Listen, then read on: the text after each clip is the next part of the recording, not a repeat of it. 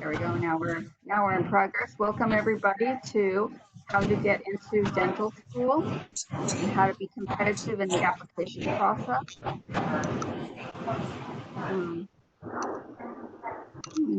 Mute everybody again. There we go. Okay. I'd selected mute on entry earlier, but somehow it seems to come off of it as other people come on or something happens. So once again, welcome everybody for how to get into dental school. Thank you all for being here and for joining us. I'm Ariel Clifton. I am part of the GCC STEM Connect team, and I have on the call with me our director at STEM Connect, Elena Beltran.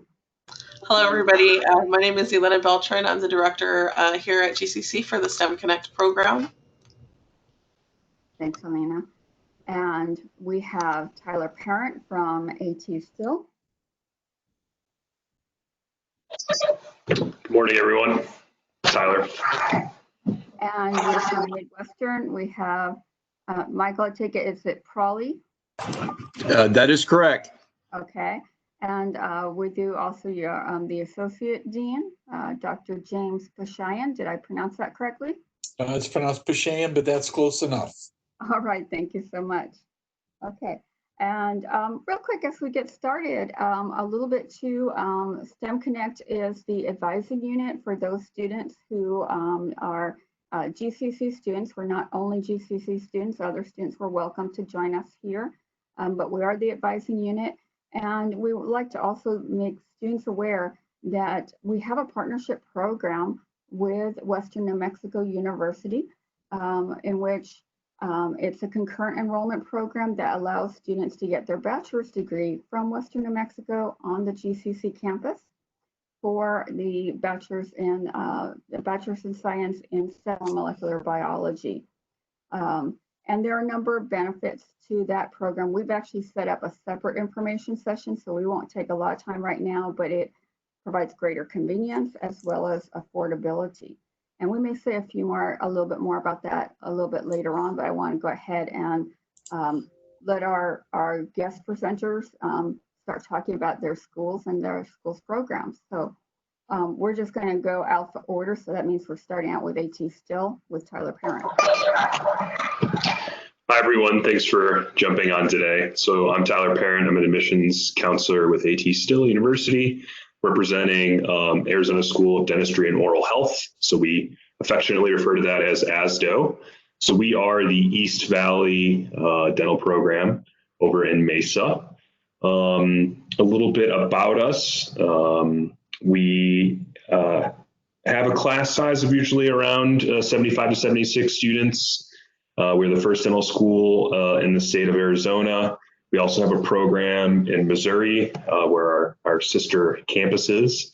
So that is called MOSDO. So we have 2 dental programs. So we appreciate everybody tuning in. I'm sure we'll dive more in to everything, but just a little bit of an intro about us. Yeah. Awesome. Thanks, Tyler. Mm-hmm. Michael and Dr. Pashayan. So I'm with Arizona's Midwestern University, Arizona School of Dental Medicine. I work in admissions. We have 2 programs also, just as AT Still does. We have the one here in Glendale, and also our other program is over in Downers Grove, the other dental program. We have 140 seats available every year for our program. So we have probably around, I would say about 3,000 people apply just to our campus alone. I would imagine it's probably about the same amount of number of students over in our Illinois campus. Awesome. Awesome. Okay, so I'll start diving into questions. And I think most likely this is kind of what we did earlier in the week, is that then Elena also added in questions as students put them into chat. But I'll start with some of the questions that we anticipate and that students tend to have. So for each of you, and we'll start with Tyler Parent, could you summarize for us the application process and what students should expect? So obviously, I would imagine that a lot of the students that you guys interact with are people that are fulfilling prerequisites, maybe are finishing some things up. So that's the biggest thing is, we want to see prerequisites that are not older than 5 years. So everyone is, tackling those and making sure those are fresh. That's something that we value. So that'd be the biggest thing off the top of my head. On top of that, there's a couple other things in regards to like letters of recommendation. So our 4th year experience of our program is each year it's becoming increasingly more and more remote. So our students are having 4 to 5 month-long offsite clinical experiences at community health centers or free clinics throughout the country. So because of that, we are looking for students that have experiences working with underserved populations, students that have considerable volunteer experiences beyond just dental and medical health experiences. So healthcare experiences. So we are looking for students that have considerable volunteering, obviously have fresh prerequisites, strong letters of recommendation, obviously from a dentist as well as a science faculty member. So it's a great idea for students to be developing a rapport with the faculty at GCC or wherever they have studied at. So I always bring that up is I'm someone when I was in college, went to a big university, went to community colleges and things along those lines. It's good to start developing those relationships, making yourself known, because we will be closely looking at things like letters of recommendation. On top of that, and I'm sure this is the case for just about every dental school, we love to see hands-on experience. So students that I'm already thinking about opportunities, assisting or heading down that road. That's exciting when we see that as well. So those shadowing experiences, hands-on dental experiences, and then the biggest thing, volunteering, giving back to your community, working with underserved populations, and doing really well in your prerequisites, showing that you can handle a significant science course load. These are all great things to start wrapping your head around as you anticipate next steps. Awesome. So Tyler, if I could throw in, sorry, there seems to be a lot of feedback on my end.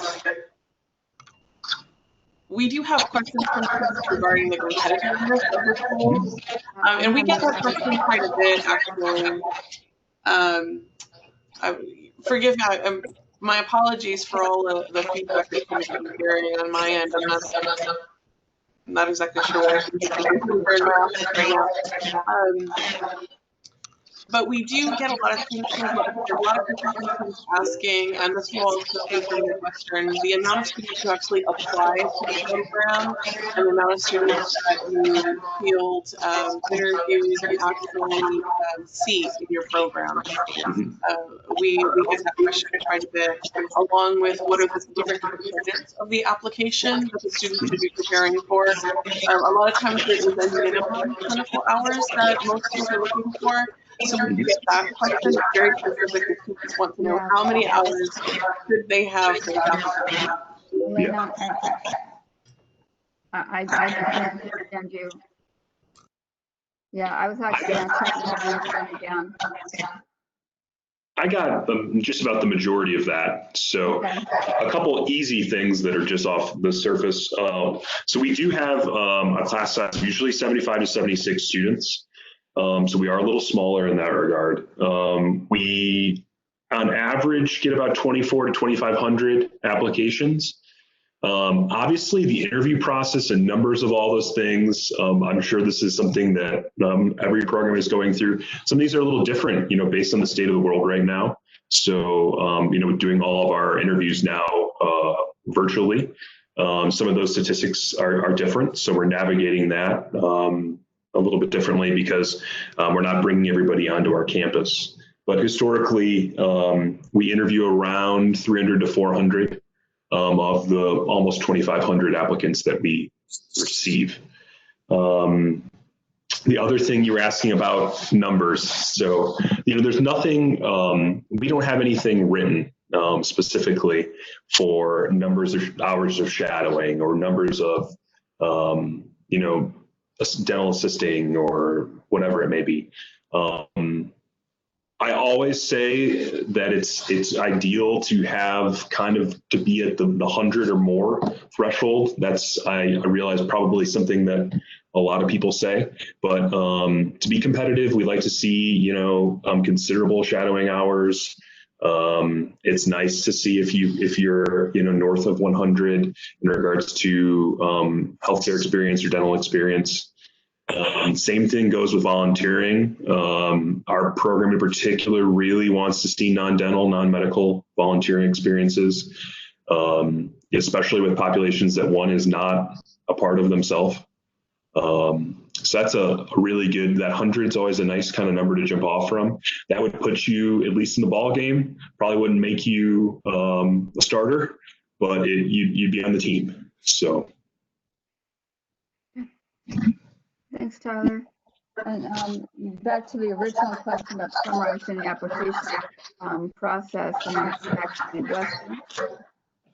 The question was, can you summarize the application process and what applicants should expect? Well, I know with Midwestern, we don't have any kind of prereq expiration date on prereqs.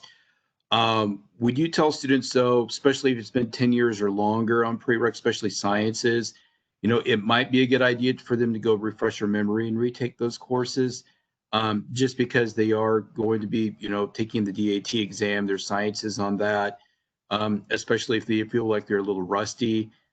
It's good to, maybe go retake those classes. But no, we don't have a 5-year limit on prereqs. Outside of that, we do love to see dental experience, either paid experience, shadowing. You want to try to get shadowing experience in different kinds of settings with dental.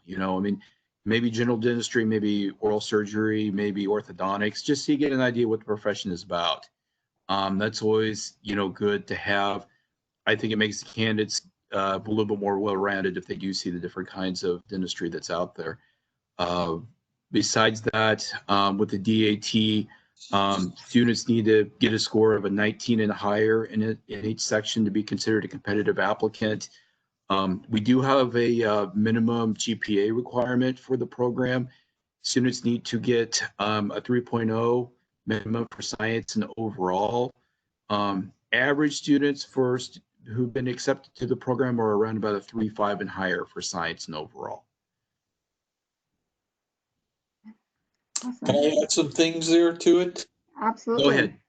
Sure. Yeah. I'm kind of fortunate here because I've had the experience working at both schools.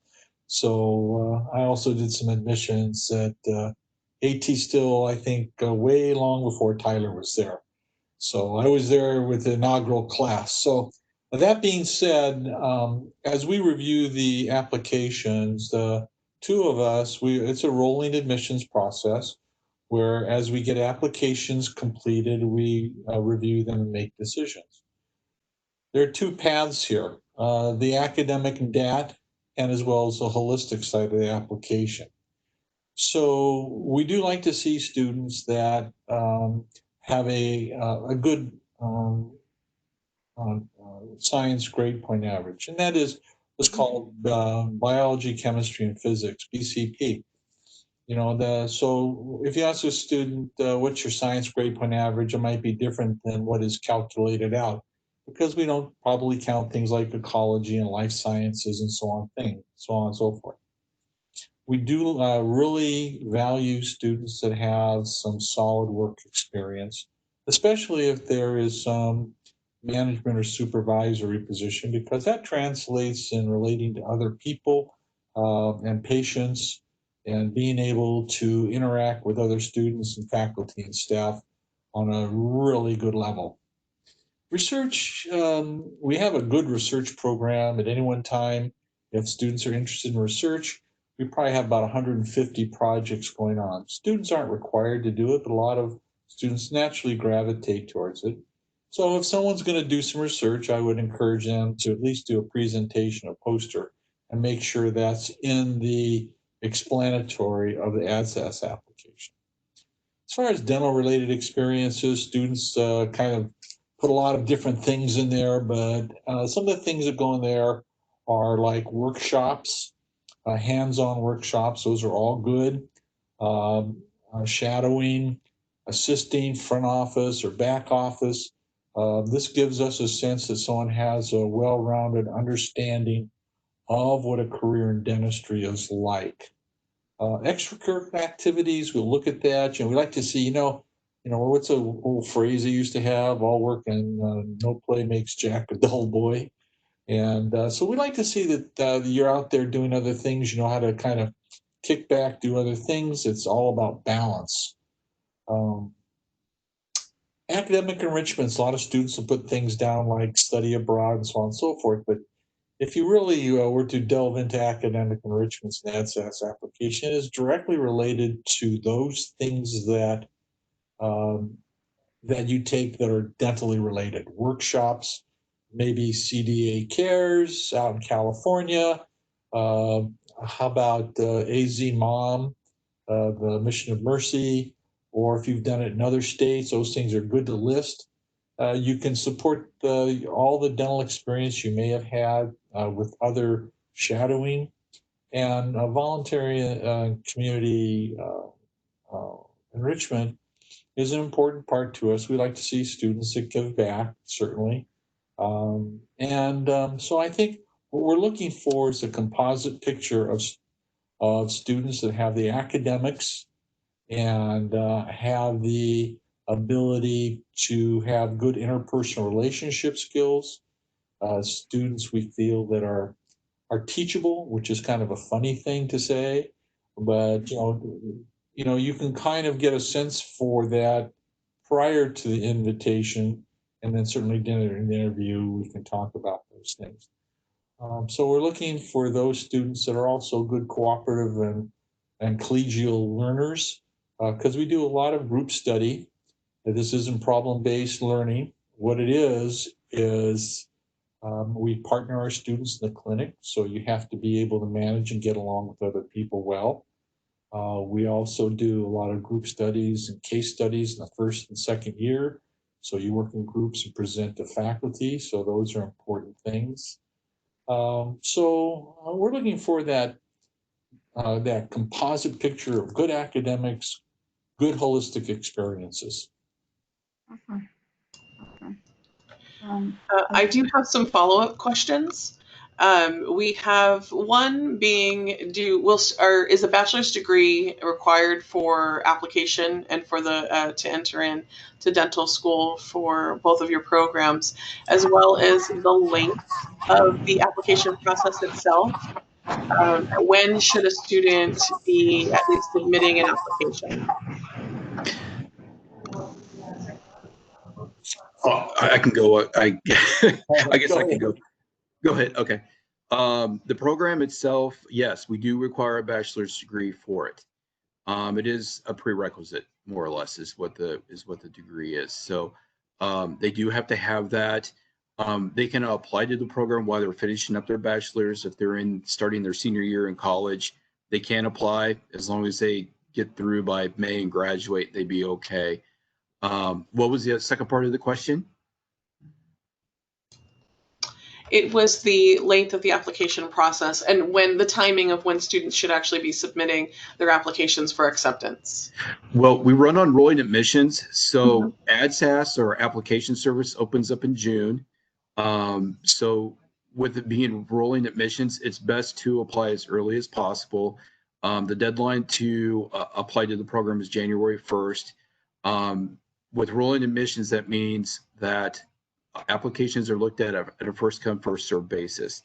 So if someone looks like a competitive applicant, they could get an interview.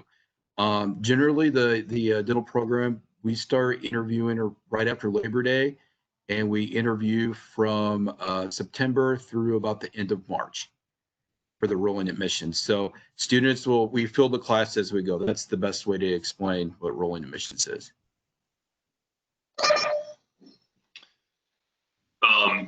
So on our side of things, technically, you can apply to our program with only 90 credits. completed. You do not have to have a bachelor's degree. However, I've never seen anyone actually admitted who did not have a bachelor's degree. So I will be honest when I say that you know, it would have to be a rather extreme situation, someone who is particularly remarkable to maybe be granted admission with just credits. So I would say, as an advisor, that it would be advantageous for someone to have a bachelor's degree.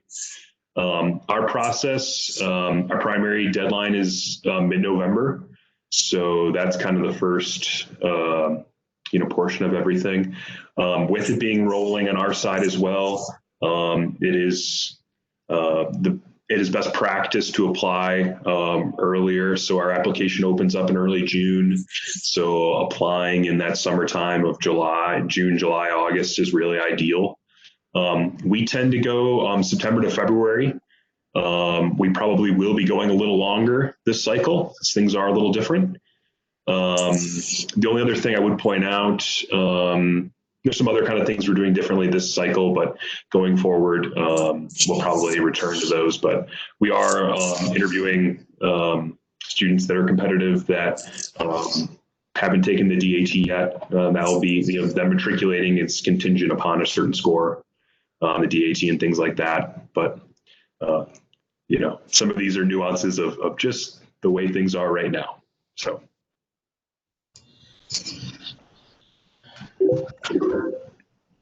One other question I would like to, darn it, I was going to say every time. One other question I would like to follow up with for both of you that we got from the students, and it is in regards to how the GPA comes into play in terms of the acceptance to the school.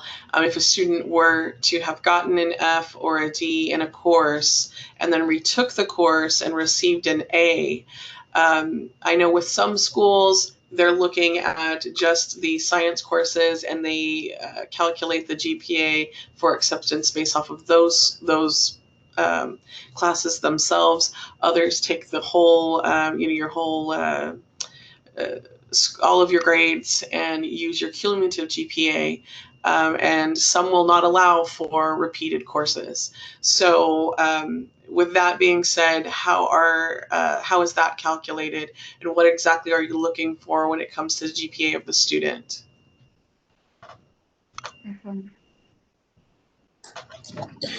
Well, for us, if it's a prereq class, we won't accept a grade of a C- or lower. So they would have to retake the class.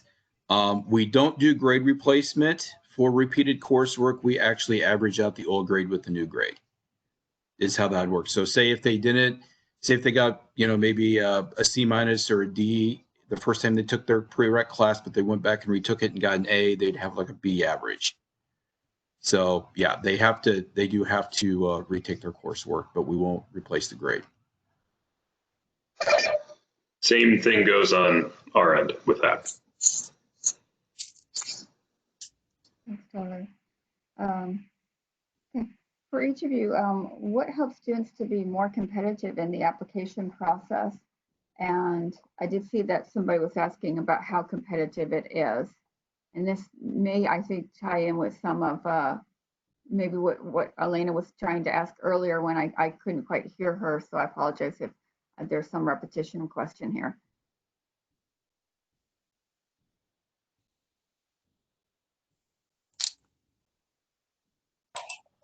What was the question? I don't quite understand what you're asking.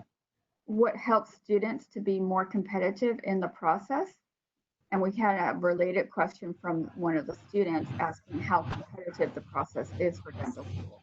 It's a competitive program. I mean, it's definitely competitive. I mean, like Dr. Pashane said, you know, we do look at the numbers, but we also look at students holistically. So we're looking at everything. You know, not only are we looking for, you know, good grades, good DAT scores, you know, we're also looking to see what kind of experience they have, what kind of shadowing they might have, what kind of volunteer experience they might have, how their letters of recommendation are, or their personal statement. I mean, everything comes together. I mean, they look at everything. So I think that if they do that, it'll make them a good candidate. You know, try to be as well-rounded as possible is what I would say. Great, thank you.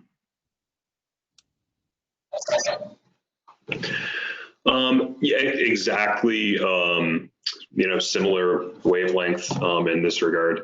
It is incredibly competitive. The biggest thing being apply early, apply early, apply early. Have your ducks in a row and be ready to apply when, you know, in June, July, be that person who's in the front of the pack. It's just an easier road to travel. That's why I kind of brought up a couple of things. I was like, you know, maybe you still have, you know, a handful of prerequisites to go, but start thinking about who's going to write that letter of recommendation or who you're going to shadow with. You know, ideally someone who would write you a letter of recommendation who's a dentist is someone you have a considerable rapport with. So these are all things, especially during a time maybe where we are more at home or we are sitting around, like to think about your plan, because with how competitive everything is, it's particularly just a good plan to start thinking about, you know, what it's going to take to have you ready to apply in that July or August or June timeline. Can I flip that question a little bit? And what I'm going to say is that, you know, we all know that not every student applies to dental school is going to get in. It's a given. So what is it a student needs to do to be as competitive possible? And I think it's pretty much a summary of what all of us have said here. You do have to have decent grades. You do have to have a decent score on the dental aptitude test. Now, I am going to say one thing about the dental aptitude test because we have not talked about that. And that is that for years, the dental aptitude test has been a measure of national boards, part 1 and part 2, but we don't have that anymore. It's the integrated national board. And we're very fortunate here with us because we have faculty that actually sit on the board question as a writer. And we know that the integrated national board is going to be very, they're going to be called box questions. And basically what they are, just so you know, and I'm going to relate this to the DAT, is that there will be a picture, an x-ray, a photograph, a picture of a model, and question, and a statement, and then questions. Very similar to reading comprehension. So reading comprehension is a really important part for us because we feel that if we have students that have good reading comprehension, and I would say anywhere from 18 on up, that they're going to be able to handle this examination well. So to be competitive, you need to have that good DAT score. We really don't know how it's going to relate yet. No one does in the country because the test hasn't been given yet. It will be given to the D4s or maybe the D3s next year. So we're not really sure. But to be competitive, you have to have those good interpersonal relationships. And you get skills, and you get those by being with other people, working with other people, and dealing with issues that you may have day to day in the workplace. So those are really important things, and it will make your life a whole lot easier. So I think there's another aspect to this, and that is that, you know, you have to self-assess your grades and your DAT score, and then you have to realistically take a look at how competitive the program is. So if you're on the little weaker side of the bell curve, maybe you don't want to apply to a school and put a lot of application resources into a school that has a lot of applications, where there are schools that have a lot lower applicant pools, which would make you have a better chance. So those are things that I sit and talk with students in my office when they don't get into dental school, and we help them with those things as well. Awesome, thank you. Yeah, we were going to ask later on about if there was something similar. On Tuesday we did how to get into medical school, and we talked a little bit about the MCAT, and so that was going to be one of the coming questions is, you know, is there something similar? So we kind of already touched on that. So Tyler, why don't we go to you while we're on that question of, you know, how should students prepare for that test and how that impacts their application process? So this is maybe a little bit of a controversial thing to say, but I will say that our admissions committee is starting to place less and less importance on the DAT. So while we do, consider it, and it is something that is contingent upon matriculating within our program, we are exploring, in the future, placing less and less importance on it. It's just something that's kind of been a trend. We're finding that we are more interested in the experience, the grades, and some of the other components being a little bit heavier. So while we still want to see people do well, we don't have a firm cutoff on that. So you can apply with anything. I would say that you wouldn't want to apply with anything lower than a 16 academic average, but we are looking more holistically than we ever have.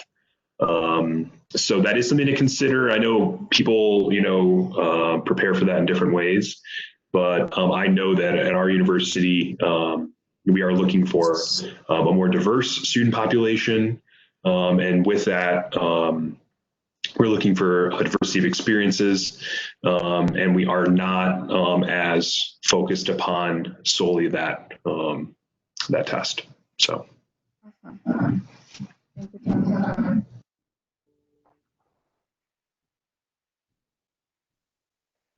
So next question would be, what should students do now to help themselves to be more successful later?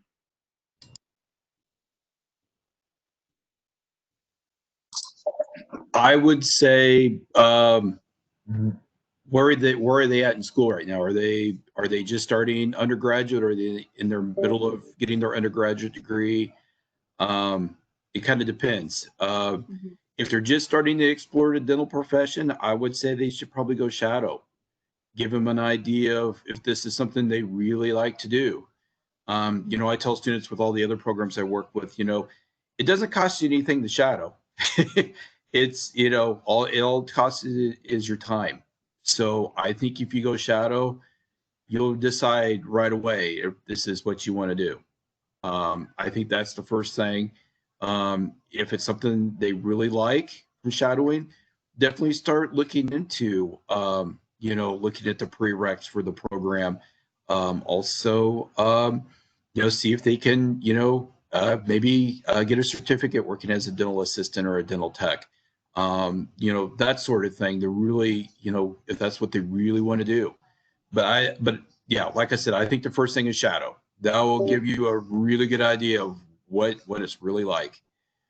And it's interesting that you mentioned that, because we have a student question that I see, does being a dental assistant help you to be more competitive in the application process over just alone? I think it helps. I'm getting some feedback there. Yeah. I think it helps having that experience as a dental assistant. I think it gives them an idea what the profession is about. So yeah, I mean, I see nothing wrong with having that, and definitely put it down on the application. Like Dr. Pashane said, they do like to see that, that's something the program likes to see. So yeah, it's great to have. Perfect.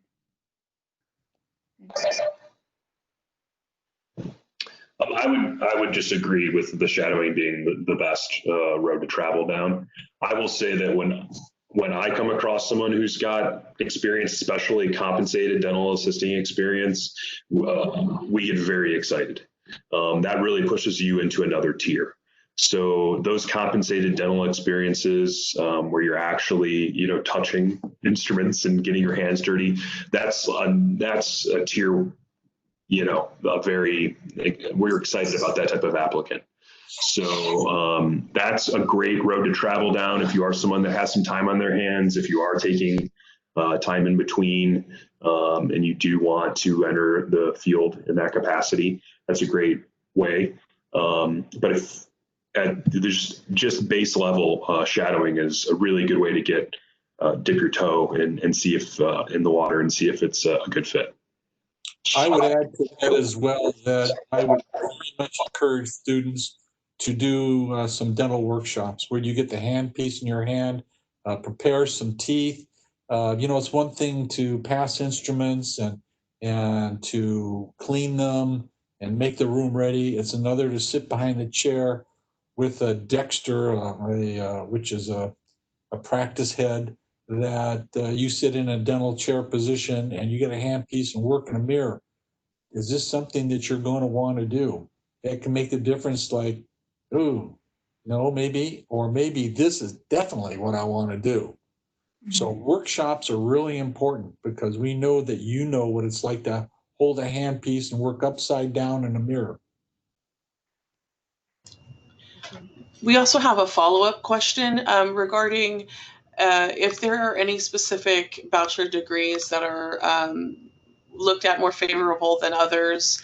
I know a lot of our students, when they come here and they're looking to go to dental school, will use a medical studies bachelor's degree, which essentially, I mean, that does give them all of the prereqs that they would need in the medical studies pathway. They will be doing just about every chemistry, all of their biologies, their math, and they do have the option of doing human anatomy and physiology as well within that pathway.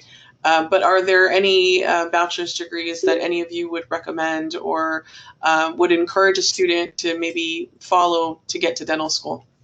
I would say that we don't discriminate on any bachelor degree. We have all types of students in our class. They have economics majors. We have, psychology majors. And of course, then they'll take a biology and chemistry minor and they'll get their prerequisites out of the way. So we don't have any discrimination against that. I'd also like to say, but no one's mentioned before, and which is, I think, is important for a lot of students out there, that we do not discriminate against grades from any different type of educational facilities, whether it's the most well-known university in the country or whether it's a community college. It makes no difference to us.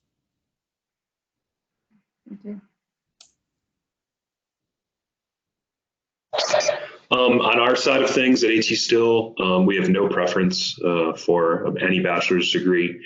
I do find that I often have conversations with students that are trying to improve their science GPAs or their cumulative GPAs. Those are important conversations to have and things to think about because sometimes students need to head down a road before going to professional school, pursuing a master's degree. Actually, there are some programs that Midwestern has that we often suggest in that capacity. So that's something to think about as well, because we often see a lot of applicants that have had to go on to get a master's degree, before they are a strong candidate. So something to think about.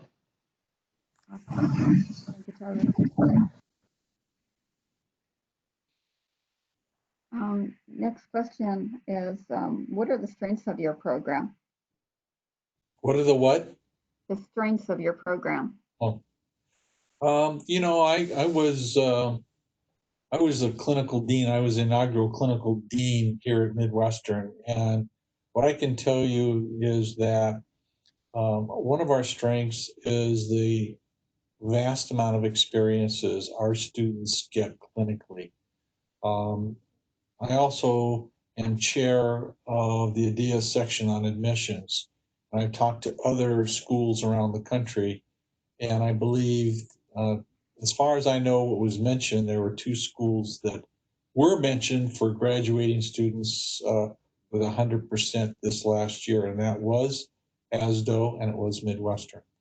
We do partner our students together. They get a tremendous amount of experience clinically, and the evaluations that we see come back, that's the most important thing, because I think anyone that's gone to dental school will always reflect back on their clinical experiences as being the most impactful. Alongside that, we also we patterned our preclinical experience just like our clinical experience. So students do upwards of over 1,000 procedures. They get lots of experience. They're ready to go into the clinic. So we also, and I worked on this when I was a clinical dean with the dean, who is now Dr. Smith. He was the preclinical dean. And what we make sure we do is that we use the same materials, same supplies, same burrs for everything. A lot of dental schools, and I can't speak for ASO because I don't know, but this is my 4th dental school, and I have seen it in a few others, is that the materials, supplies, they're almost like 2 separate schools. And when a student goes from the preclinical experience into the clinical, they're given different instruments, different materials, and it's hard enough managing with patients. Initially, you're nervous and you don't know how to use materials that are available in the clinic. So it's like a hand in a glove experience. All 4 years they go through, and what they're going to use even in their D1 experience, they're going to see as they finish their clinical matriculation. Thank you.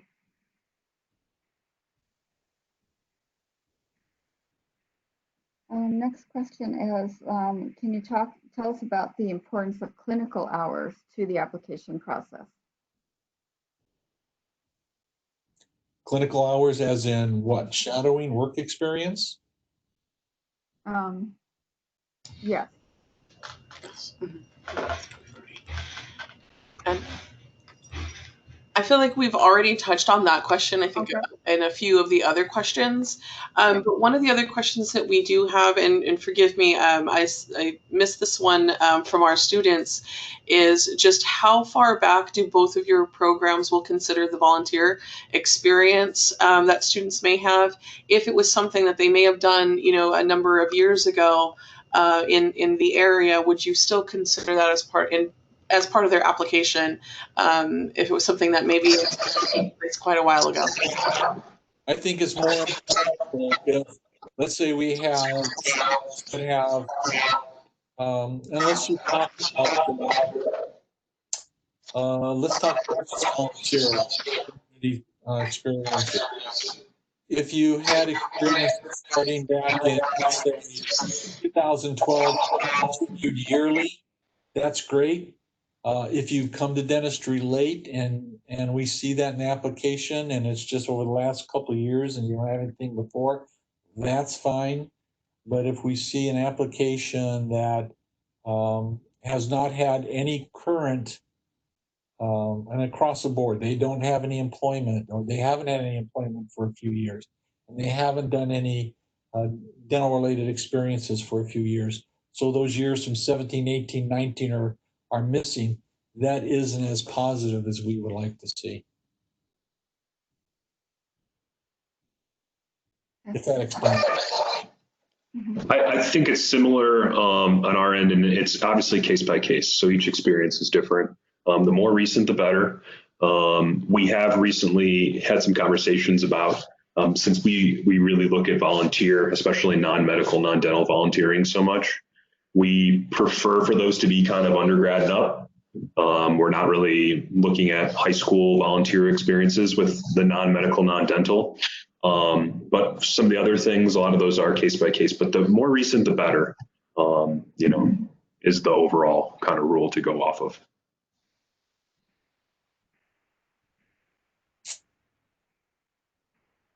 Thank you. And the other question that we do have that we've asked and students have asked us, which also goes along with that application process, is do both of your schools require an interview? And if so, what does that interview process look like? And what should our students be preparing for to go into an interview with your institution? Well, in a regular year, the way it usually works is that it's an in-person interview. Our applicants have to come to our campus, and it's a full day. They need to be at our campus by 7:30 in the morning. It's like a job interview, so they do have to dress up. They have to wear suit and tie, dress, all that. You don't want to show up in flip-flops and shorts or anything, like that, because it's not casual. But it is a job interview, so they need to treat it that way. But they're there for the day. They'll get tours of campus. They'll get to see our clinics, and also they get a general tour of campus, along with seeing our sim lab, our anatomy labs, our library, and everything else that's on campus, and of course your interview.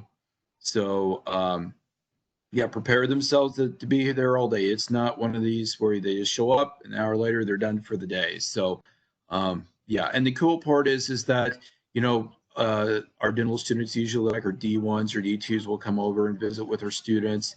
You know, and the applicants can pick their brains and ask questions about what it's like to be in the program, because then they really get to know what it's like, you know, when you have someone who's in the program. And they'll have lunch with our ambassadors and get to ask questions there too. And so yeah, it's an all day deal for them. Awesome. Thank you. So in regards to our interview process, it's a similar setup. It's probably at around 6 to 7 hour experience. It starts in the morning. There are some kind of things you'll hear about that are a component of many interview days, things like multiple mini interviews, MMIs. That's a component that we've incorporated into our virtual interviews going forward, as well as our historical in-person interviews. So if that's something you want to, like, there's things on YouTube, even sometimes people are, you know, baffled by what that means or what that entails. You can look up things like MMIs. They use them for medical schools. They use them for dental schools. Something to start, you know, investigating. I have a student that bought a book that she used when she was exploring the interview process. So these are things to start thinking about and just wrapping your head around. We do group activities. There's a one-on-one interview component. So there's some things that get worked into it. You'll have an opportunity to interact with our current students. So yeah, it's an intensive day-long, 6-7 hour long experience. Our virtual interviews now, which who knows could be, you know, here to stay, are more of like a 3 to 4 hour type thing. But nonetheless, we're integrating a lot of the things we've used throughout all of our processes, you know, into the virtual format. So, well, as we move forward now, that's kind of as it's been in the past. But now, because of COVID, the pandemic, we're all looking at the virtual interview. So I am currently just rounding up and finishing up how our process is going to look. And this is what we believe it's going to be like. Starting at about 7:30 in the morning, because we have students from across the country. We have to be sensitive to the time difference. We are going to have the dean do a presentation live so that he can talk about the program and answer questions. From there, we will go into our interviews that would start about 8:15, 8:30, and lasts about a half hour. There are usually two faculty, there's always two faculty, and we do have a question format. It's not an MMI. And we have D2s. And this year we're going to incorporate 3s and 4s into the process. I don't want to give anyone the impression that it'd be like a, you know, an interrogation, certainly. But our evaluations in the past from students that have gone through the in-person interviews have been that they really want to speak to 3s and 4s as well. So we're going to go through that process. And so we have 2 panels we run, 5 students per panel, 10 students a day. And then at the end of that interview, then we are going to have a financial aid presentation. Whether or not the financial aid counselor does it, or I have done it in the past, that'll run for about 15, 20 minutes. And then from there, there's going to be, now I've forgotten which one it is, but there's one other presentation, and then it will wrap up. Oh, I know it. I'm sorry. Let me go back. Right after interviews, the students that have interviewed in our panels will more or less slide over to a panel group where it's just the students, no faculty, no counselors, So students have the ability to ask any question they would like, get an answer, and then it moves into financial aid. And from there, it moves into the end of the day, which is a question and answer period by the counselor who is assigned for that day. Could be Mike, could be someone else. And that we figure that will end the day somewhere around 1 o'clock. And then those students that have been invited for an interview will be given a link of a virtual tour of the school and the facility, and a thank you from the dean that can be viewed at any time. Awesome. So I have a follow-up question, and it was one also that came from the students, and it's a challenging time. I know we've talked about that, especially with the pandemic, and everybody is changing the way that they do business, hence virtual sessions like these, and virtual interviewing. But do you, from both of your institutions, do you have any suggestions or any creative ways that students can at this point get some of that shadowing experience or workshops, or any type of the what we used to be able to do, clinical hours, with actual facilities? Is there any advice or anything that you could give that might be a little bit creative in these COVID times for our students to be able to get those hours? Thanks, Lena.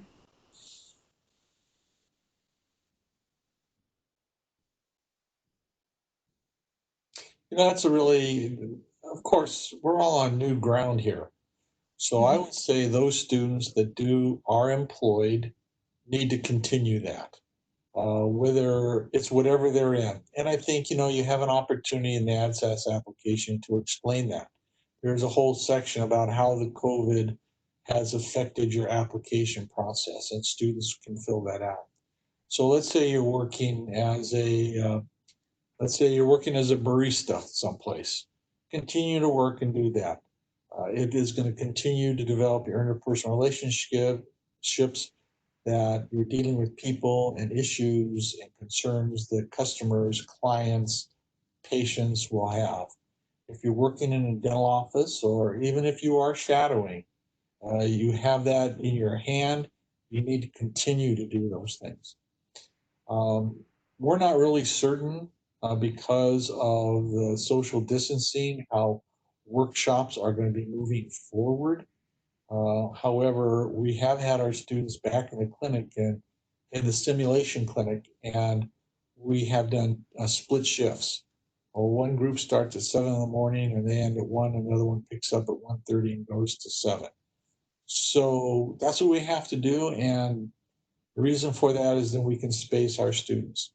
Now, they may likewise go into doing something like that with the workshop through ASDA and Midwestern, and we can split those students apart in the clinic as well. So, of course, like anything else, someone that's not one of our matriculating students, they'd have to get their temperature checked when they come in. They'd have to sign a waiver. They'd have to fill out a very brief, current, recent health history about temperature, travel outside the country, et cetera, et cetera. So I think, I can't speak for anyone else, but I think my guess is that everyone is pretty much in the same boat. And we're all doing the best we can to make sure students have those opportunities to enhance their application. Thank you.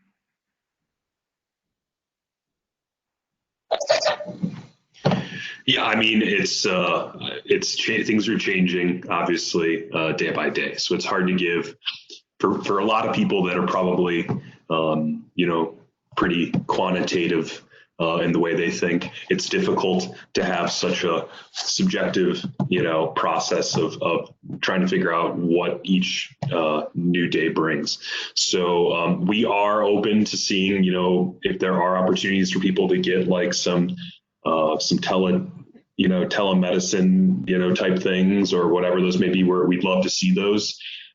We still obviously want to see, shadowing if possible. But the biggest thing is to take advantage of that section on the ADSES application where you can discuss how COVID has impacted your application. Take advantage of that, take that seriously, because we're reading those. But obviously, hopefully, at some point, we can have some more concrete answers of what the opportunities will be like going forward for all those experiences with shadowing and workshops and things like that. So. For Midwestern, we actually have a follow-up question from one of our students that is actually going to be applying for the master's program. And she was wondering how closely related is the master's program to the dental program, the dental program being her ultimate end goal. Well, you want to go ahead, Dr. Vershane, or you want me to? Go ahead. I defer to you. Okay, so how it works is that with our Masters of Arts program, the students, if they apply to that program and they get accepted into it, they'd also apply to the dental program. What they'll want to do is make sure to put down on that dental application that they're in the MA program, so we know. And the dental program will hold that application. So once they're in the MA program, we have to wait until we receive their fall quarter and winter quarter grades. If they get once they do that, they have to maintain a 3.0 average for those 2 quarters. And if they fall within the standard deviation of numbers that's competitive with the current students who are interviewing it for the program for GPA and also for the DAT, they will get an interview. But there's no guarantee for acceptance to the program. I would add to that, since I look at the numbers of biomed students, and as we've been here, I just got an email from the senior administrative assistant for the biomed program. They want me to have a program for the biomeds, which I do every year. We typically will put in anywhere from 25 to 35 biomeds that have successfully navigated the program. Most of the programs that they go to are the 9-month MA program.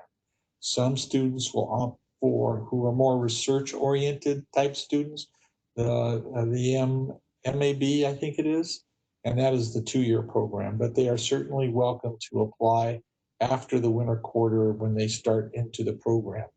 But we know from our history, I've been doing this now for 5 years, and in 5 years we have only one master student that was unable to continue on. Everyone is very successful. So I can tell you the actual curriculum is very closely allied with the dental curriculum, and I work closely with the biomed program hand in hand.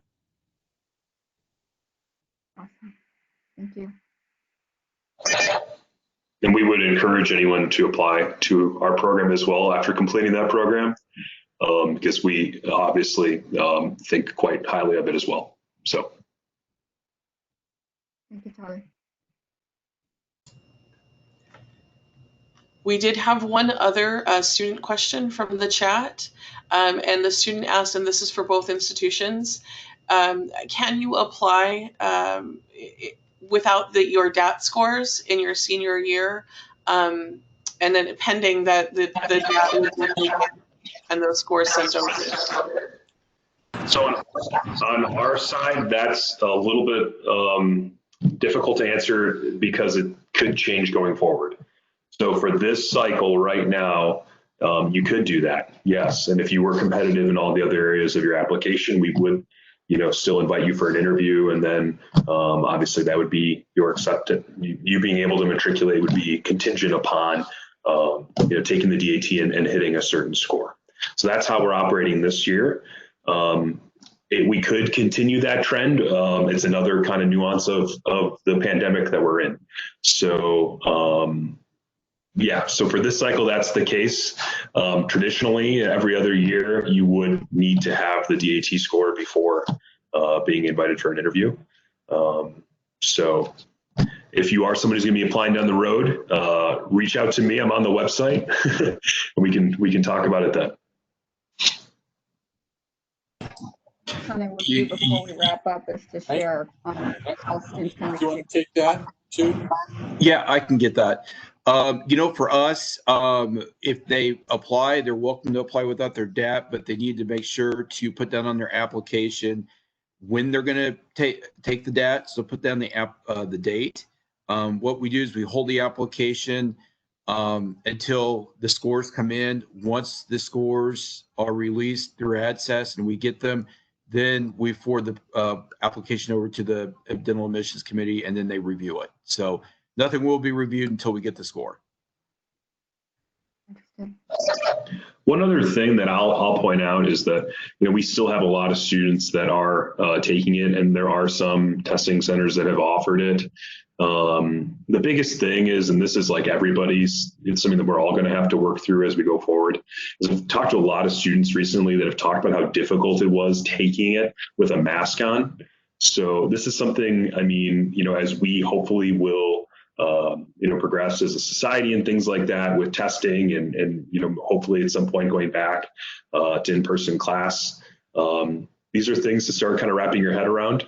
So if you are someone who's like taking practice tests now, or you are someone who will be sitting for a test going forward, these are some things to wrap your head around. So That makes sense. Elena, other questions?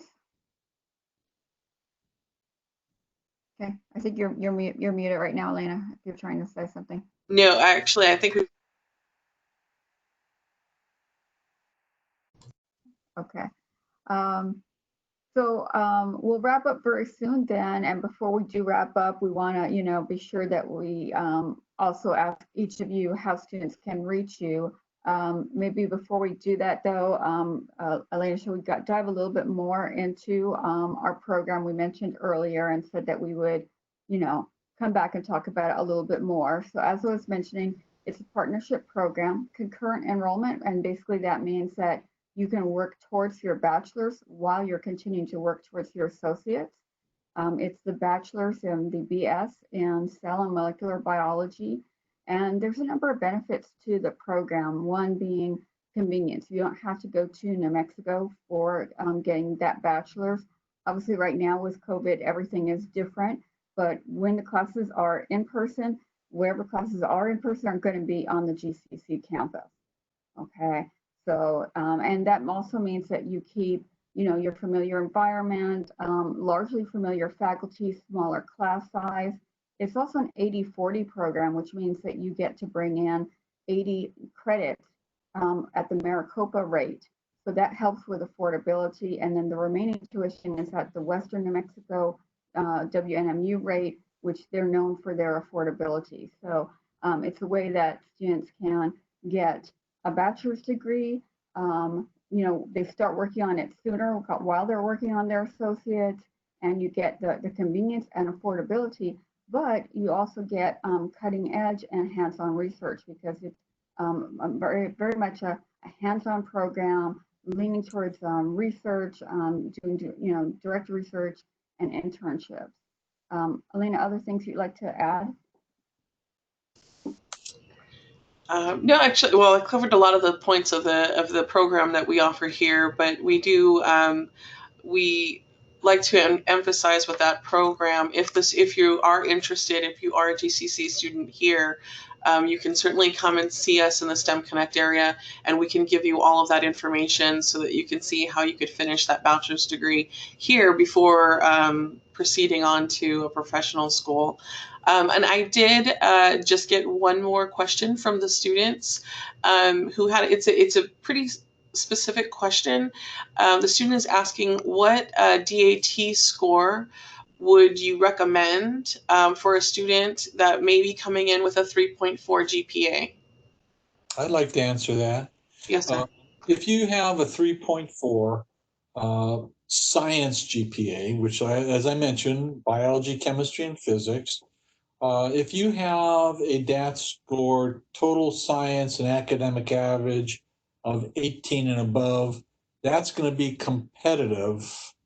And what can either raise or lower our opinion of the application is going to be the holistic side of the application. Okay, so we're going to be looking for all, we've all talked about these experiences.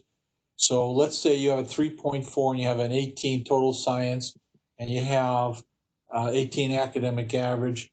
You have no employment, you don't do any research, you really haven't done any much shadowing, you don't have done much volunteer and community enrichment. That's going to degrade that application in our eyes. On the other side, let's say you have a 3.24 and you've got an 18 academic average in total science, but you've got great work experience, you've got some management, supervisory, even any place, and you've done some research, maybe didn't do a poster or a presentation, but you've done some workshops and you've got some really good shadowing, and you have been doing some compensated dental assisting, and you've got some volunteer community. You know, we see a lot of students that do the food pantry, kitchen, Habitat for Humanity, those type things. And that's going to elevate that application. So if you're only thinking in numbers, it's a hard question to answer, because an application is a dynamic and kind of a flexible decision that we have to make. We have to look at everything. And we're looking at everything. We're looking to have a diverse class. We're looking to have students that we feel that are very comfortable, that we know that they will be successful in matriculating through our program.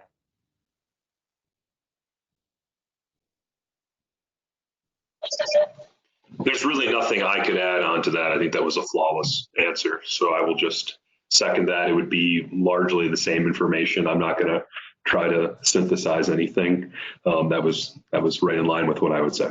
So thanks, Tyler. You got it. You want to hang out later? Or? Sure, let's go. Great. Mike. Thank you. And you know, and we're pretty close to wrapping up here, and those are the questions. Those were the main questions that we receive. I think we have a really go-getter type population of students. For the most part, when they come here, even though we're a 2-year institution, a lot of our students that are looking to go on to med school, dental school, pharmacy school, they're asking the questions about graduate school and those professional schools now, even though they're barely starting on that journey. And you know, typically we're the 2-year institution. So we try to provide this information for the students, so that way they can get a jump start while they're starting here at GCC, making sure they're getting all the right classes and that they know as they start that journey. So we definitely want to thank you, both institutions, for spending your time with us and for going over all of these answers and answering the student questions as well. It is, we see it, you know, our students come in and ask these questions on a daily basis. So it really does help when we can actually sit down with the subject matter experts and have them get that information from you guys rather than getting it from us. So that really does help. So I want to thank you for that. We appreciate that quite a bit. Happy to do it anytime. You guys are welcome. Before we end, want to reach in any of the representatives directly. Either share that verbally, or if you want to put it into the chat session. I didn't get a word. Sorry. We were asking if you could provide any contact information in the chats. We try to record that and then make sure that we send all of that information out to all the students who participated today. So if there's any contact information that you would like for the students to have, then we'll take that. But we can also do that via email, and then Ms. Ariel can email that to all of our participants today so that they can be able to contact you all directly. Thank you. Thank you, Tyler. Thank you, Tyler. Thanks for hosting this, everybody. Yeah, my stuff's in the chat. I'm on the website. There's a little photo of me. So if anybody wants to reach out, drop me a line. You can call or email me. Okay. Thank you. I can be admissions officer. I went ahead and entered our general admissions email address, and then I entered my own email address. So if they want to contact me, they can too. Awesome. Thank you, Michael.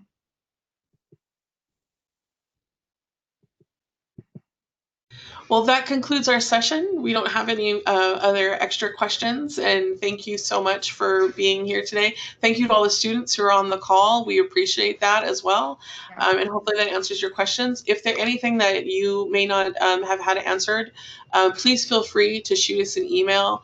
You can always use our STEM Connect email address or email Ms. Ariel directly, and we'll try to get those questions answered for you.